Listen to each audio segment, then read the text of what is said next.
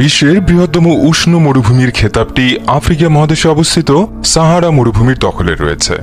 তবে সাহারা কিন্তু বিশ্বের বৃহত্তম মরুভূমি না। আয়তনের বিচারে এটি বিশ্বের তৃতীয় বৃহত্তম মরুভূমি।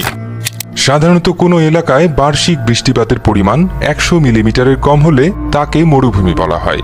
সেই হিসেবে বিশ্বের বৃহত্তম দুটি মরুভূমি যথাক্রমে দক্ষিণ এবং উত্তর মেরুতে বিদ্যমান।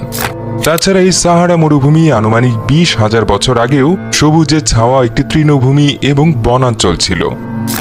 ভিডিওটি শুরু করার আগে আপনাদেরকে আরেকটি কথা বলে নেই, আপনারা যদি আমাদের এই চ্যানেলে নতুন হয়ে থাকেন তাহলে অবশ্যই আমাদের চ্যানেলটি সাবস্ক্রাইব করবেন। আফ্রিকা মহাদেশের প্রায় 1/3 এলাকা নিয়ে বিস্তৃত সাহারা মরুভূমি পূব পশ্চিমে 4,800 কিলোমিটার বা 3,000 মাইল লম্বা, আর উত্তর দক্ষিণে এটি 1,800 কিলোমিটার বা 1,100 মাইল চওড়া।